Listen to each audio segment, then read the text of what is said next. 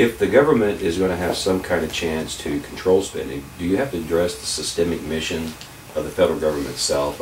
Yes. Speaking in terms constitutionally, one could make the argument, and many have, that systemically the government is outside the mission of the Constitution, the federal government speaking of.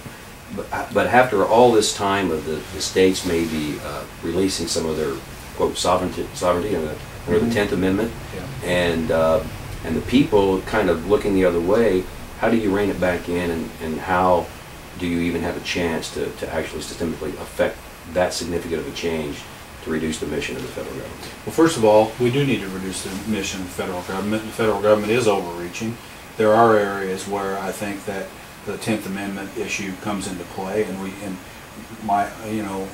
one example potentially would be the health care bill, where it's mandating that the states are going to have to expand their Medicaid roles without giving appropriate funding from the federal level. It's another unfunded mandate.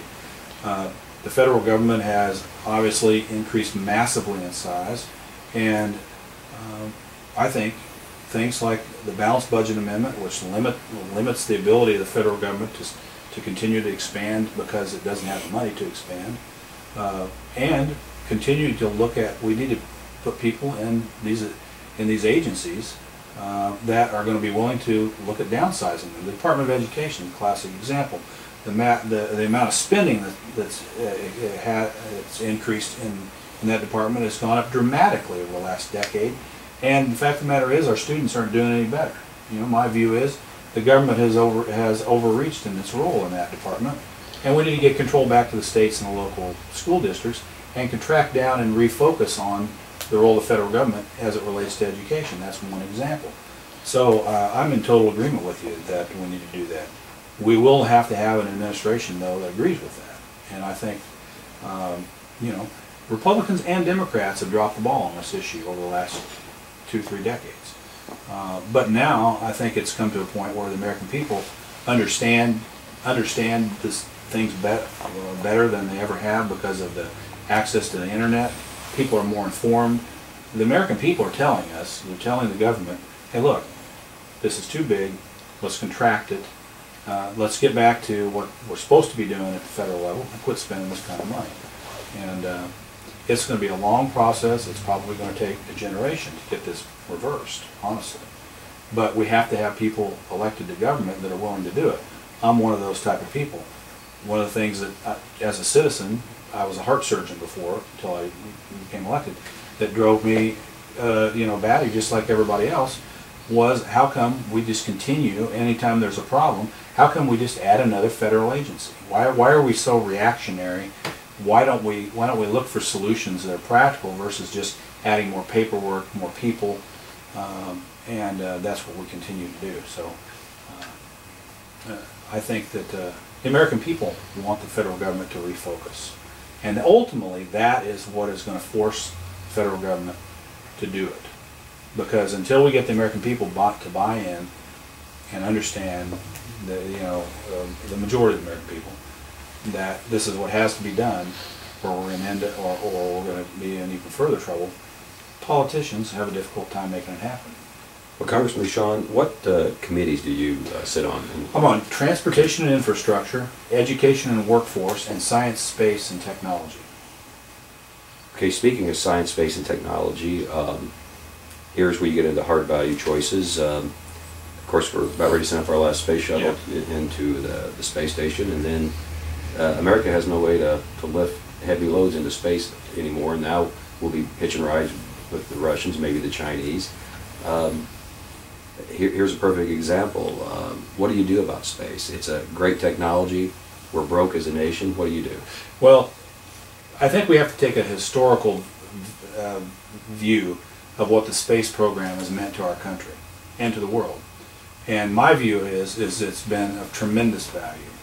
If you look at technology and how it has advanced over since the space program really ramped up in the 60s, a lot of the innovations in a lot of areas are because of what NASA has developed. I mean, you can look at plastic products, you can look at software, you can look at hardware, computer hardware, you can look at a lot of different areas there. If we didn't have researchers, engineers, and others at NASA looking at trying to develop these things for the space program, we wouldn't have them in general for either our country or the world. So I agree, when in a tight budget time, you look at, well, the space program, what are we really doing by putting men up there into space, and what's the benefit financially? Are we getting our bang for our buck?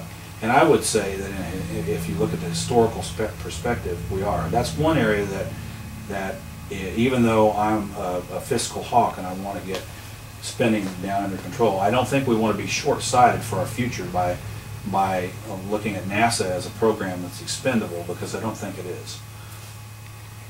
You mentioned earlier you were a heart surgeon. You decided to run for Congress, obviously was elected.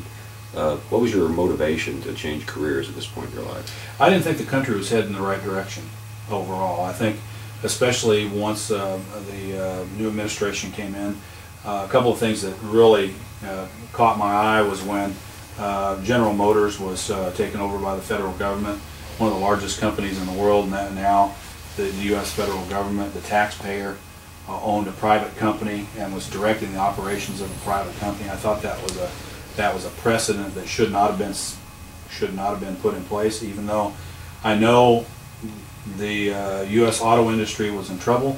But the fact of the matter is, I believe in a free market economy. I believe in the private sector, and I think GM should not have been taken over by the government. I think that's an unsettling precedent. The other thing is, what about all the other businesses, small and large, that were struggling because of the recession and didn't get help? So that particular situation was something I thought was something that just was not right. And the other thing is, of course, the health care bill. I saw that they were pushing through the Obamacare bill, the health care bill, which I oppose, because I think it's a government solution to a private sector problem. And that problem hadn't been solved, in fairness, by any administration in the past, and then Republican or Democrat. It hadn't been addressed. But the way that they were beginning to address it, and this is pre-vote on the health care bill, I think it was, and is going to be shown to be, the wrong approach. So the country is just not heading in the right direction.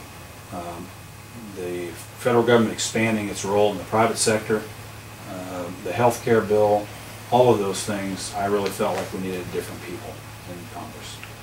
Speaking of the health care, of course you were a doctor, or still are a doctor. My guess would be you're not in favor of it, but what kind of health care reform do we need? And as a follow-up to that, the law that's been passed, will it actually be implemented? Well, I think, as far as implementation of the health care bill, I'm optimistic that the Supreme Court's going to find the individual mandate unconstitutional next year, which will essentially take out the entire bill. Barring that, I think as long as the president's in office, if he's reelected in 2012, it will be implemented. I think, though, that the Congress is going to have to be looking at different aspects of it that aren't going to work, that already aren't working. As you might have already seen, yesterday they announced 204 more waivers to the health care bill. 20% of those were in Congress. Explain what the waivers are, though. I think that's confusing to a lot of people. Yeah, what it is they give them a 1-year ability not to have to comply with the business mandate to provide insurance. For 1 year. For 1 year. And the point of that is to help them transition their business into where they have to provide insurance to the employees. Now, some of these people already provide insurance, but they still have to transition into what the mandate is and what the coverage limits are on that. So they basically exempt them from having to comply with the law for a year, and they'll have to reapply again next year if they choose to do so. But the point is that I've made about those is that if the health care law is that good, no one should need a waiver from it. And so you're seeing large and small businesses realizing that this is an onerous requirement, and they're requesting waivers for a period of time from the mandates in the health care bill. The most recent one, which shows you how politics is involved, 20% of the waivers were in former Speaker Pelosi's district in San Francisco, California. 20% of the 204 waivers just granted were in her district. You know, there's 435 members of Congress, and one member of Congress got 20% of the most recent waivers. Some of those are high-end restaurants and other things in her district. So, you know, I think even they recognize the fact that, you know, even though this is going to be implemented if the president's reelected, that there's significant problems with it, and I think we'll spend the next couple decades changing it. And so I'm hopeful, though, that in 2012 we can, on the Republican side, we can take this control of the Senate and also the White House. If that happens, we'll repeal it. And I think there'll be a good, you know, most of the majority of the American people agree with that opinion.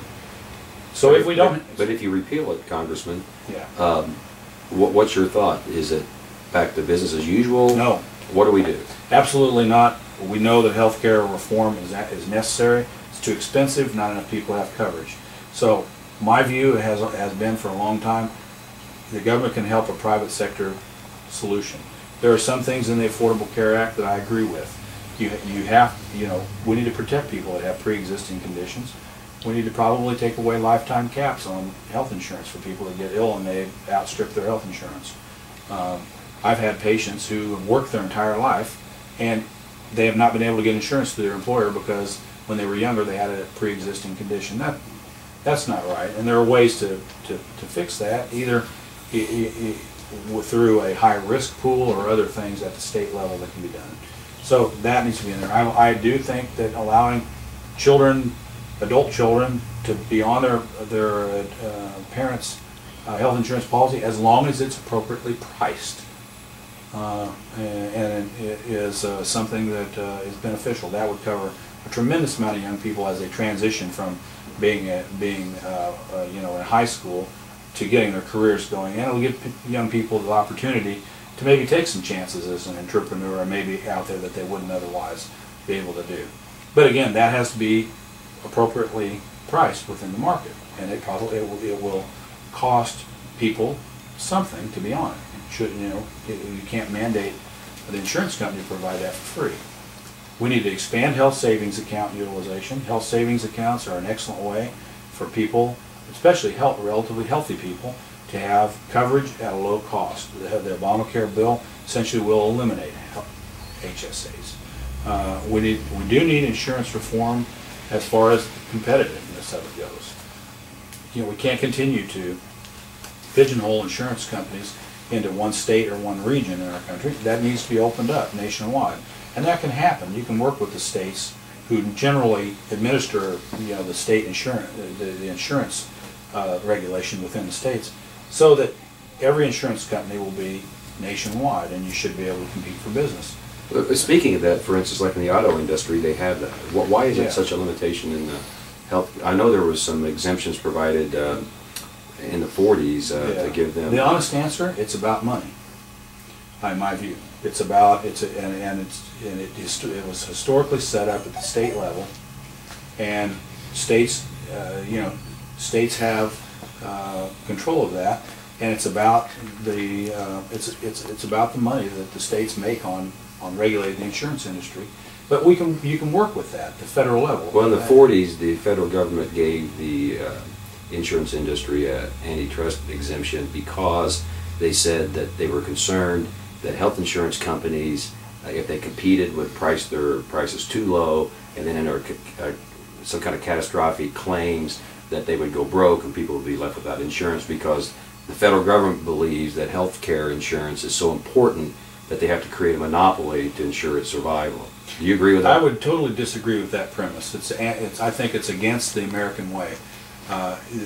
You know, the American way is what made this country great, and one of the strongest economic countries in the history of the world was free enterprise and the open market. If you run a business, whether it's an insurance company, whether it's a radio station, whatever it may be, if you provide excellent service, a good product, and you run your business well, you have the opportunity in this country to be successful. Insurance companies are no different. Absolutely, we'll agree with insurance companies out there that don't run their business well, that don't have a good business model, don't do things the right way, there certainly will be, just like in every other business.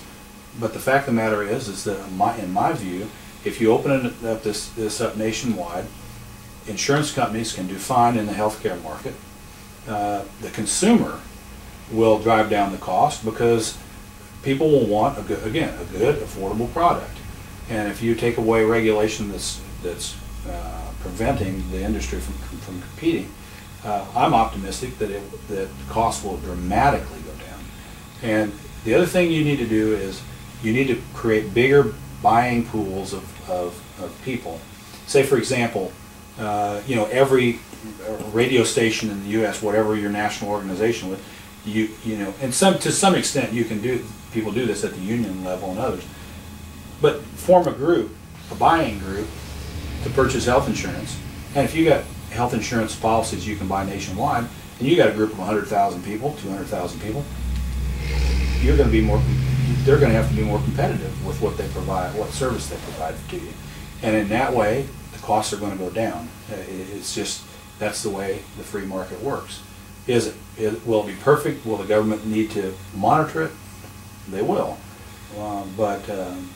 I just think the best thing is going to be to allow the market to work.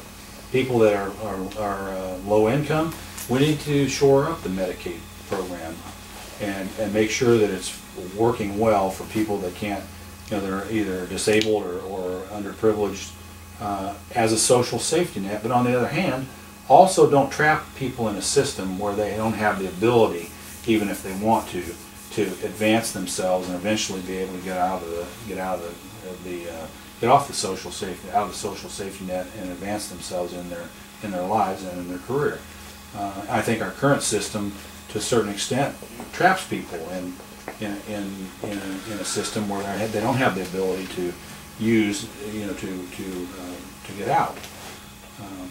So I think there's just so many things we can do. We need tort reform. That's the last thing I almost forgot to mention. Without tort reform, we're going to continue to have defensive medicine. I see this every day. I saw this every day. Me personally, I didn't practice defensive medicine because I just didn't worry about it. But the practical reality is, a lot of unnecessary things are being done out there. The physicians don't want to do them. Physicians want to control costs. Hospitals want to control costs. But the practical reality is, when you have this potential liability, you have to address that, and that increases the cost of health care. So all of those things need to be done. This is Larry Hembree with the LaGodeTribune.com. I've been interviewing Congressman Bucshon from the 8th District in Indiana. Congressman, thank you very much. Thank you. Thank you.